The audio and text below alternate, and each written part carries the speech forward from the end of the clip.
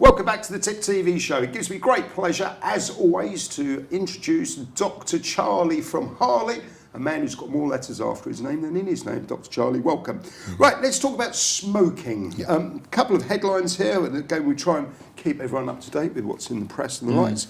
Banning of legal highs, the packaging on cigarettes, menthol cigarettes being banned, and then the shisha pipe. I see that that's not actually quite as good for you as you would have thought it was.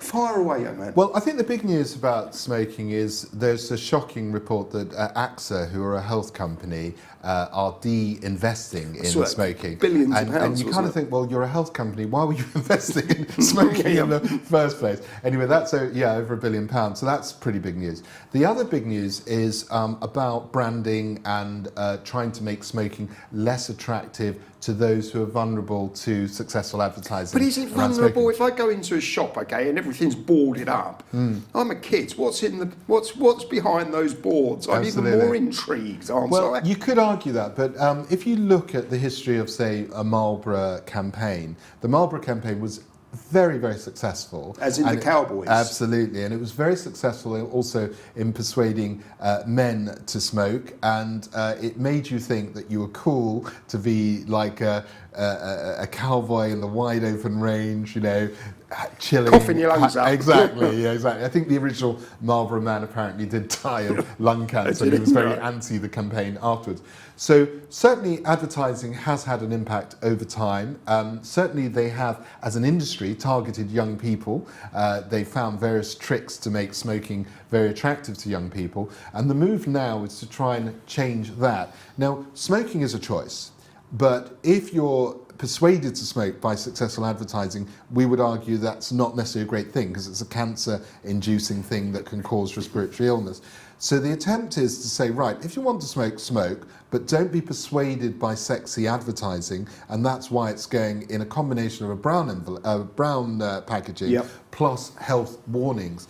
Now, there are some arguments as to whether health warnings work, because some people are quite rebellious anyway. So you could show them a black lung, you could show them a heart disease, and it still wouldn't put them off. There was a period where there was a product called Death Cigarettes, and Death Cigarettes actually had the word death on, had a skull and crossbones, and they were quite cool for a while because you kind of thought... Well, they were cool to buy. They were cool to buy because you knew what you were doing. Now, that is counterintuitive. I think the attempt here is to stop those who are more vulnerably minded to be encouraged to smoke. Similar with menthol cigarettes, which are very popular as well. They were targeted mainly at the female market. But the point is, if they've got the same amount of cancer-creating substance... And has that been proved to be the case? Close to. I don't have the exact data, but just because it's got menthol in it doesn't mean it's not going to give you cancer, let me put it that way. So the encouragement is overall to reduce levels of smoking, which ultimately will lead to healthier, more productive lives and less cost to our health service. That's the ultimate aim. I used to have a beautiful egg and bacon breakfast in a little cafe off Berkeley Square. Wonderful. Really good food. Gave up smoking 17 years ago. Then suddenly they closed it down. I thought that's strange. And suddenly all these people are outside smoking their pipes. What's that all about?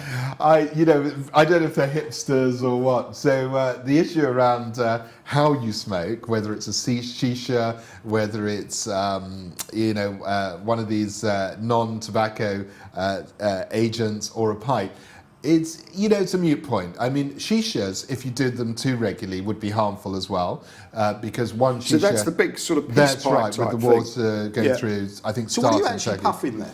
Well, in some cases, you're actually puffing in smoke and carcinogen, in some cases. So you may be doing the equivalent of 20 cigarettes in one shot. Really? So people need to be aware of that. Luckily, I don't think most people do that on a daily basis or on a weekly basis, so the risk is relatively low for that. But is it addictive?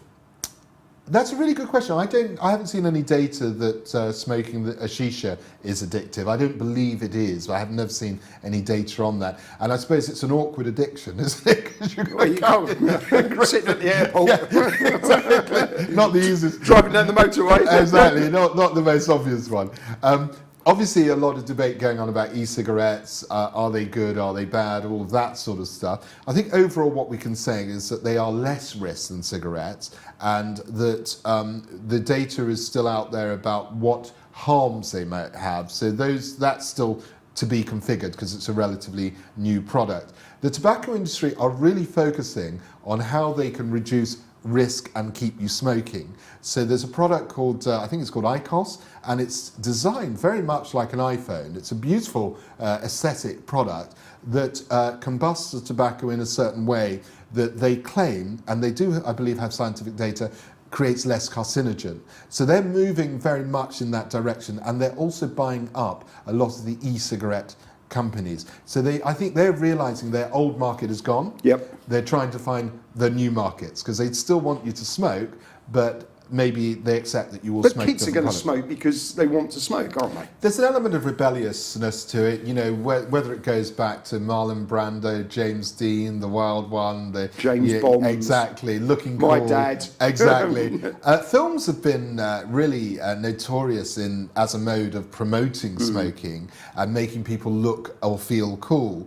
I suppose the challenge in society is to say, right, you may want to look or feel cool, but are you also aware of the consequences of doing that over time? Because it's not cool when you're 50 and you're coughing your lungs up and you can't even walk to the shop because you've got emphysema. It's not cool when you've got lung cancer and you need chemotherapy and your hair falls out. So there's a balance between, none of us want to be killjoys. We want people to have pleasure in life, but it's a balance of how they do that. Understood. Well, my aim in life is to get Sergio, the producer, here to give up smoking because he's in his mid-20s and he just loves smoking like I did. And we know the long-term effects. Absolutely. But what we know, and this is a positive for Sergio, is if he can give up before 30, then his chances of reducing his risk from the years of smoking really fall very significant. So obviously the earlier he can stop, the better, but before 30 is a really good marker for him.